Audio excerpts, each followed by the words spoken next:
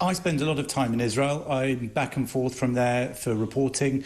And I can tell you that this has been met with incredulity in Israel. Britain supplies arms to Qatar, Saudi Arabia, Turkey, the United Arab Emirates, Egypt. They all receive British weapons. But on the same day that Israel was burying some of those 6 hostages, all of whom had been shot in the back of the head at close range, some multiple times, that's when David Lammy and Sir Keir Starmer decided it should be announced that Britain was suspending 30 out of 350 arms export licences to Israel, including components for military aircraft, helicopters and drones.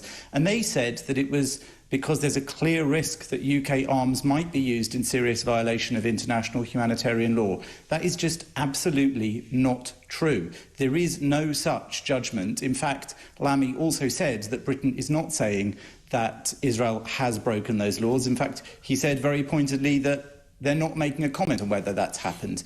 Now, Benjamin Netanyahu, who's actually giving a press conference now, a lengthy press conference as we speak, in English to the world media, has described this British partial embargo as shameful.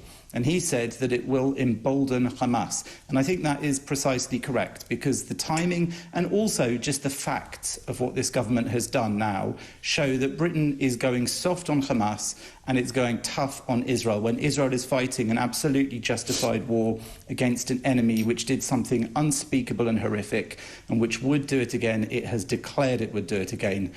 Benjamin Netanyahu, whether individuals like him or not, is fighting this war much in the same way as most Israeli leaders would. There are some debates over his negotiating tactics in the negotiations to try and free hostages.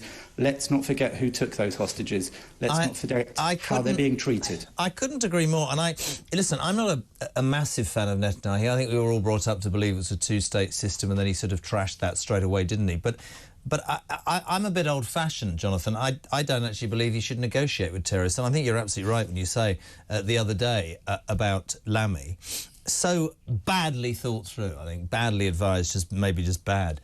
At that exact moment, minutes, hours after the IDF forces were heading towards saving those hostages, Hamas knew they were coming. They did what they did on the 7th of October. They shot innocent people in the back of the head. This terrorist organisation, which, let's not forget, is funded by Iran, which is exactly like the Houthis, which is like Hezbollah, the axis that I talk about every day on the show of Russia, China and Iran. If this continues, right, I get... In fact, let me ask you. I get all sorts of activists and bedwetters saying to me, it's terrible what's happening in Gaza. Yes, it is.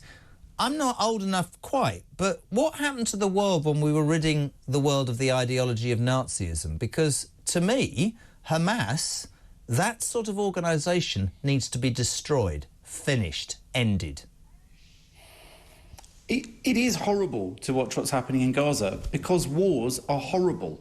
The reason that war is happening in Gaza is because Palestinian terrorists, including many civilians from Gaza, crossed over the border into Israel to kidnap, kill, rape, pillage. Those people are now caught up in a long, protracted war. And it's worse for the civilians of Gaza because of Hamas's strategy. Hamas embeds itself not just in civilian areas, but literally in tunnels under civilian homes and civilian facilities. There have been many documented examples of Hamas using schools, UNRWA facilities, UN facilities, hospitals, mosques, as military bases from which they've launched attacks, from which they've launched rockets, in which they keep explosives and weapons. Weapons have been found, and it's been documented and shown to the international press, in homes, in children's bedrooms. There is no section of Gaza which doesn't have this problem, and that is a concerted and deliberate effort on Hamas's part. Hamas has done that completely deliberately. It is impossible for Israel to take out Hamas without there being damage to Gaza, precisely because Hamas designed it that way. Hamas is using the citizens of Gaza. It is using Palestinians as human sacrifices so that Israel will have a bad reputation internationally.